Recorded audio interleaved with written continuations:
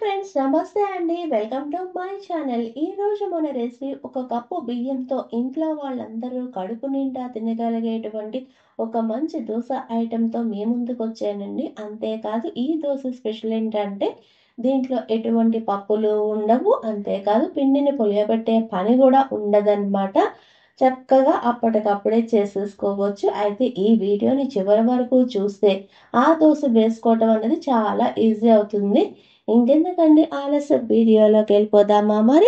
ఒక బౌల్ తీసుకొని దీనిలోకి 1 కప్పు దోసల బియ్యాన్ని తీసుకుంటున్నానండి. దోసల బియ్యం లేకపోతే రేషన్ బియ్యం అయినా తీసుకోవచ్చు. అంతేకాని మామూలుగా మనం ఇంట్లో వాడుకునే బియ్యం అన్నది ఈ దోశలకి పనిచేయవన్నమాట. ఇలా తీసుకున్న బియ్యాన్ని శుభ్రంగా మంచినీళ్ళతో 2 సార్లు కడుక్కొని ఇవి మునిగే అంతవరకు నీళ్లు పోసుకొని ఒక్క 4 గంటలు నానబెట్టుకోవాలి. కనీసం 2 గంటలైనా నానబెట్టుకోవచ్చు అనమాట ఈ బియ్యాన్ని. అంతేకాకుండా ఇది రాత్రంతా కూడా నానబెట్టుకోవచ్చండి. ఇలా నానబెట్టుకున్నారనుకోండి, నెక్స్ట్ డే మార్నింగ్కి ఇంకొకసారి బియ్యాన్ని కడుక్కొని అప్పుడు వాడుకోవాలి. లేకపోతే బియ్యం అన్నది కొంచెం వాసన వస్తాయన్నమాట.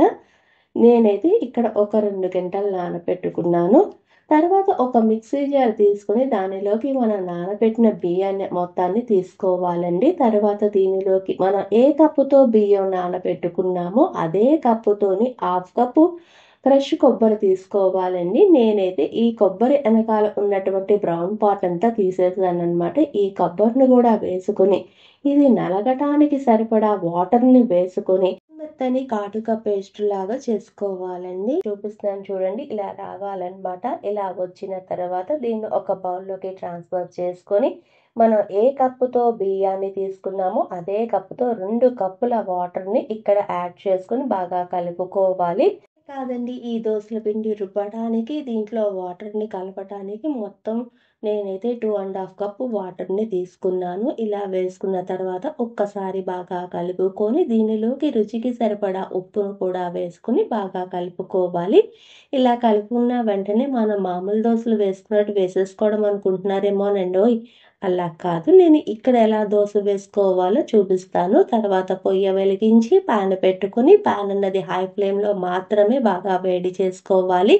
ఇలా వేడి చేసుకున్న తర్వాత దీని మీద కొంచెం ఆయిల్ అన్నది వేసుకొని బాగా స్ప్రెడ్ చేసుకోవాలి. ఇలా స్ప్రెడ్ చేసుకున్న తర్వాత పిండిని బాగా కలుపుకొని పైన ఉన్నటువంటి దోశ బ్యాటర్ని మాత్రమే తీసుకొని ఇక్కడ చూపిస్తున్నాను చూడండి, ఎలా దోశ వేస్తున్నానో ఇలా వేసుకోవాలన్నమాట. ఇలా రవ్వ దోశలా వేసుకుని బాగా దీని చుట్టూరుగా కొంచెం ఆయిల్ అనేది స్ప్రెడ్ చేసుకొని బాగా వేగనివ్వాలండి. దోశ అనేది బాగా వేగిన తర్వాత నిదానంగా ఫ్లిప్ చేసుకోండి. ఇలా ఫ్లిప్ చేసుకొని మళ్ళీ ఆయిల్ అన్నది వేసుకొని డిష్ అవుట్ చేసుకోవటమేనండి. అంతేనండి, కర్ణాటక స్పెషల్ నీరు దోశ రెడీ.